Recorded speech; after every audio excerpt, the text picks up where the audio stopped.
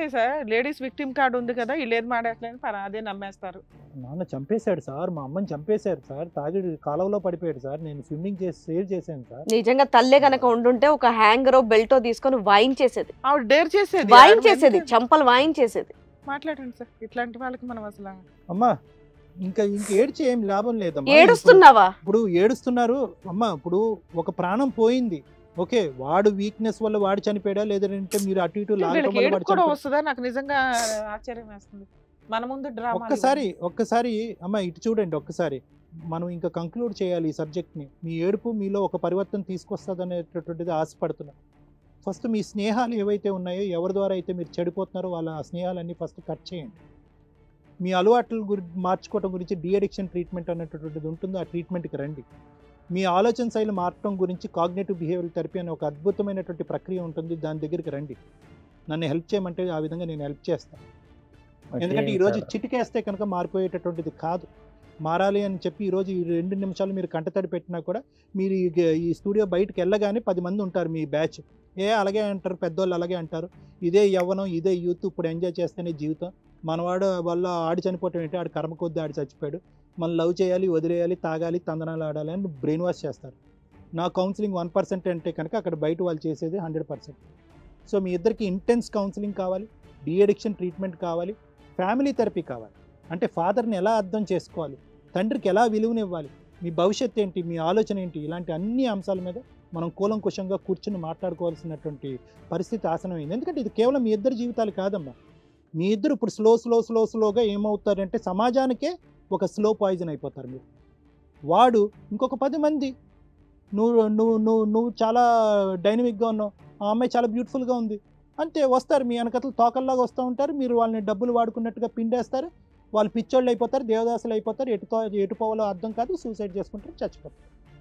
So మీరిద్దరు ఇంక ముందు నుంచి సమాజానికి అతి భయంకరమైనటువంటి చీడ పురుగుల కింద మారకముందే, ఈ మనిషి తలదించుకోవాలా లేదంటే ఊరేసుకోవాలనేటటువంటి పరిస్థితి రాకముందే మీరు బహుశా ఈ కౌన్సిలింగ్ అనేటటువంటి ప్రక్రియకు రావాలి.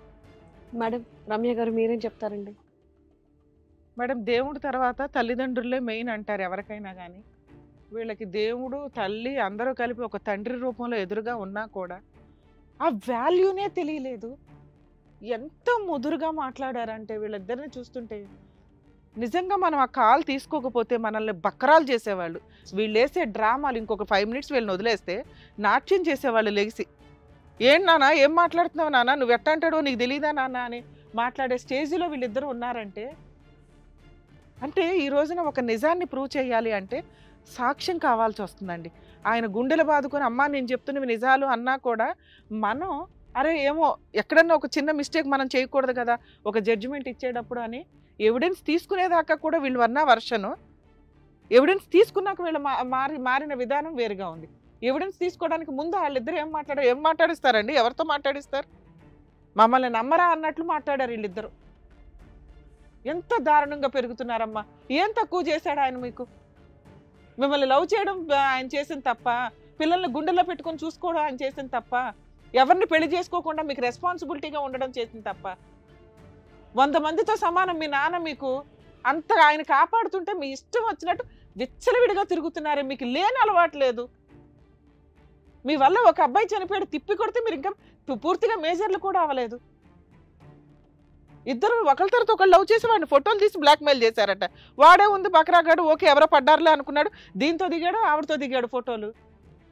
వీళ్ళ ట్రాపు వీళ్ళ వల అని తెలియదు కదా, సొంత నాన్న ఇంట్లో కనిపెట్టలేకపోయాడు. అతను ఎట్లా బాబు కాస్త జాగ్రత్త పడండి, బయట ఆడపిల్లలు ఇలాగే ఉన్నారు, తేరగా దొరికారు కదా అని మీరు షికార్లకు వెళ్తే ఇట్లా బ్లాక్మెయిలింగ్లు, తర్వాత ఆ కేసుల చుట్టూ తిరగలేక సూసైడ్లు చేసుకోవాలి. షార్ట్ టెంపర్లో జరిగే సూసైడ్లు ఎంత, ఇది ఒక కేసు ఎగ్జాంపుల్. వచ్చి ఆ పిల్లడు అయినా పోలీస్ స్టేషన్లో కంప్లైంట్ ఇస్తే వాళ్ళ నానే అబ్బాయి తరపున నుంచునేవాడండి. ఇప్పుడు ఒక తల్లిదండ్రులకు ఒక కడుపు కోత అయిందా వీళ్ళు ఇలా పెరగడం వల్ల? మాకు తెలియదు మేడం. ఎక్కడ తెలియదమ్మా, మీకు డబ్బు కోసం మీరు ఏ పనైనా చేసేస్తారా? డబ్బు కోసం పబ్కి వెళ్తారు, డబ్బు కోసం బ్లాక్మెయిల్ చేస్తారు, డబ్బు కోసం తండ్రినే చచ్చిపోమంటారు. ఆయన చచ్చిపోతే ఎక్కడ బతుకుదాం అనుకుంటున్నారు? ఊరేగండి గాలి పనులు చేసుకుంటూ. ఏంటి మీకు గోంగూర కౌన్సిలింగ్ ఇచ్చే తీసుకెళ్ళి జైల్లో పడేక, జోనల్ హోమ్లో పడేస్తే గట్టిగా ట్రీట్మెంట్లు ఉంటాయి, అనాథల బతుకులు ఎట్లా ఉంటాయో లేకపోతే మీలాంటి క్రిమినల్స్ బతుకులు ఎట్లా ఉంటాయో తెలుస్తుంది. ఆ పిల్లడు ఏ లెటర్ రాయకుండా చనిపోయాడు కాబట్టి మీ మీద కేసు బుక్ అవ్వాలా? అబ్బాయి సూసైడ్ చేసుకోవడానికి ప్రొవోక్ చేసింది మీరే ఒక రకంగా. ఐపీసీ 306 వేస్తే లోపలికి వెళ్ళి బెయిల్ కూడా రాదు. ఎవరన్నా మీ వల్ల సూసైడ్లు చేసుకునే సిచ్యుయేషన్స్ వస్తే అది చాలా స్ట్రాంగ్ కేసు అండి. మీరు కంప్లైంట్ ఇవ్వచ్చు, లేదా కనీసం ఇట్లాంటి వాళ్ళ మీద లెటర్ రాసి ఉంటే మీ ఇప్పుడు జైలు కన్నా వెళ్ళే వాళ్ళు ఇట్లా కూర్చోవలసిన అవసరం లేదు. వీళ్ళకి అర్హత లేదు ఇక్కడ కూర్చోడానికి. ఎందుకు ఇస్తాం వీళ్ళకి కౌన్సిలింగ్ అసలు? ఆడపిల్లలు ఎంత డేంజర్గా ఉన్నారే తల్లి మీరంతా. ఆడపిల్లలు పరువులు తీస్తున్నారు. ఆ లా అండ్ ఆర్డర్ కూడా వీళ్ళకి ఫేవర్లుగానే ఉంటాయి. ఇక్కడ వీళ్ళు ఆడిందే ఆట, చేసిందే డ్రామా. ఇన్ కేసు ఆ అబ్బాయి బతుకుండి నన్ను వీళ్ళిద్దరూ చీట్ చేశారండి అంటే వీళ్ళిద్దరూ వెళ్ళి పతివ్రతల్లాగా కేసేసేవాళ్ళు వాడి మీద. తండ్రి మీద ఇన్ని మాట్లాడారు. అబ్బాయి ఎవరు ఆఫ్టర్ ఆల్ ఇన్ని మాటలు వాడిని ఎంత టార్చర్ పెట్టుంటారు. అతను ఏ కంప్లైంట్ రిటర్న్గా ఇవ్వలేదు కాబట్టి మనం దాని మీద ప్రొసీడ్ అవ్వడానికి లేదు. కానీ వీళ్ళ క్యారెక్టర్ గురించి తల్లిదండ్రులకి తెలుస్తుంది, స్కూల్ వాళ్ళకి కాలేజీ వాళ్ళకి తెలుస్తుంది. వాళ్ళ తండ్రికి చెప్తే లెక్క లేకుండా మాట్లాడారు, కాలేజీ వాళ్ళని అనలేకపోయారుగా. ప్రిన్సిపల్ వీళ్ళని సస్పెండ్ చేస్తే వాళ్ళు ఎడ్యుకేషన్ వల్ల సస్పెండ్ చేశారట. ఏం బతుకుతున్నారమ్మా మీరు? ఏం తక్కువైందమ్మా మీకు? ఇట్లాంటి లైఫ్ స్టైల్ కరెక్టే కాదు. ఇలా మీరు ఇంకా వయసు ఉన్నంత వరకే చేయగలరు, ఇంకో 10 ఏళ్ళు చేస్తారేమో. ఇలాంటివి రిపీట్ అయినాయి అంటే మీ క్యారెక్టరే పడిపోద్దు, లా అండ్ ఆర్డర్ కూడా మీకు సపోర్ట్ రాదు. అప్పుడు ఎవరి మీద పడి ఏడుస్తారు? అడుక్కు తింటారు. మేడం ఇట్లాంటి కేసు ప్రొసీడింగ్స్లో మేడం యాక్చువల్గా అసలు కౌన్సిలింగ్ ఇవ్వడమా ఏంటా అనే దానికి మనం ఎవిడెన్స్ తీసాం కాబట్టి వాళ్ళు ఇంత ఒప్పుకున్నారు. కానీ పెద్ద క్రిమినల్ మెంటాలిటీ ఉన్న అమ్మాయిలు వీళ్ళు.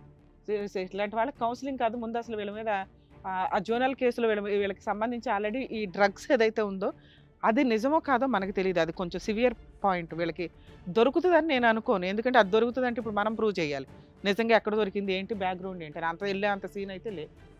మేబీ ఆయన ఏదైనా చూసి అట్లా అనుకున్నారేమో. మిగతా అన్ని చెడు అలవాట్లు అయితే 100% ఉన్నాయండి.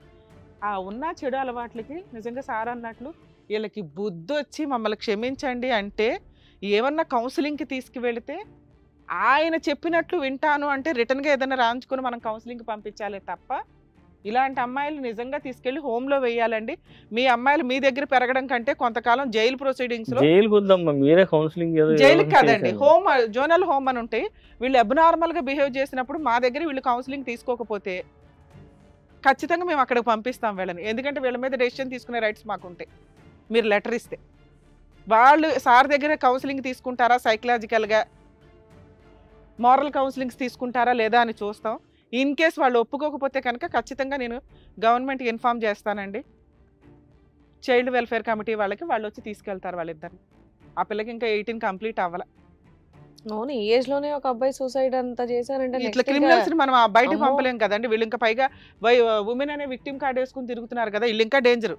మిసైల్ మనం బయటకు వదిలినట్టు లెక్క. అబ్బాయిలనే కదా మిగతా ఇంకెంతమంది అమ్మాయిలు ఎంకరేజ్ చేస్తారో ఆ ఏజ్ గ్రూప్, కాలేజ్ ఫ్రెండ్స్ అందరు కూడా ఉండే. కొంచెం వీళ్ళకి నిజంగానే గట్టిగా కౌన్సిలింగ్ అన్నా ఏదన్నా చేయాల్సిందే. వదలడం మాత్రం డేంజర్. అబ్బో వద్దులేమ్మా, చాలా మాట్లాడు. నాన్నగారు కాలమే పడండి. Sorry daddy. పర్లేదు మీరు మారితే నాకు అంతే చాలు. పర్లేదు ఓకే అమ్మా, ఓకే ఓకే అంతా వాళ్ళదయ్యా, వాళ్ళకి దండం పెడుతున్నాను. సార్ చెప్పినట్టు మేడం చెప్పినట్టు కౌన్సిలింగ్ రండి, కౌన్సిలింగ్ ఇప్పిస్తాం సార్ మీ దగ్గర. జైలుకి మాత్రం పంపకండి సార్. జైలుకి పంపిస్తాం, మీ మాట కూడా మేము వినం. ఎందుకంటే వాళ్ళిద్దరిని మేము నమ్మడానికి కళ్ళమ్మా. మీ ప్రేమేనండి వాళ్ళని ఇంత దూరం తీసుకొచ్చింది, మీ మాట వినలేదు కదా మేడం. మాకు తెలియదు మేడం, మా డాడీ ఇంత ఘనంగా లవ్ చేసి ఇంత చేస్తాడని మాకు తెలియదు మేడం. ఇంకోసారి అదవేషాలు ఏం వేయరు కదా. మా డాడీని చూసుకుంటాం. All the best. థాంక్స్ అండి. ఏమవుతుందండి సమాజం నిజంగా బాబోయ్. పిల్లలు మరి అంత లవ్ చేసిన తండ్రి చనిపోయినా పర్వాలేదని అంత హీనమైన స్టేజ్ లో పెరుగుతున్నారంటే నిజంగా మిగతా వాళ్ళు ఏం మోరల్ వాల్యూస్ నేర్పిస్తున్నాం వీళ్ళకి అనేది భయం వేస్తుంది. తల్లిదండ్రుల మీదనే నిందలేసే స్థాయికి దిగజారిపోతుంది బాబాయ్. బట్ వాళ్ళకి నిజంగా చాలా చక్కగా చెప్పారండి రమ్య గారు. Thank you so much. And అలాగే కౌన్సిలింగ్ కావాలని కూడా చెప్పి వాళ్ళని చక్కగా మార్చి పంపించారు. Thank you so much Kalyan గారు. సో ప్లీజ్ మీ చుట్టూరా ఉన్న పిల్లలు, మీ పిల్లలు ఏం చేస్తున్నారు అనేది కూడా కొంచెం మీరు గమనిస్తూ ఉండండి. ఎందుకంటే చెడుదారి పట్టకుండా మీరు చూసుకుంటే కొంచెం బాగుంటుంది.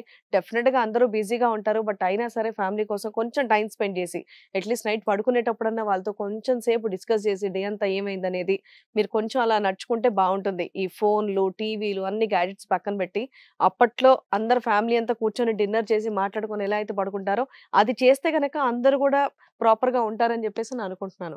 సో ఇలాంటివి ఏవి జరగకుండా ఉండాలని చెప్పేసి కోరుకుంటూ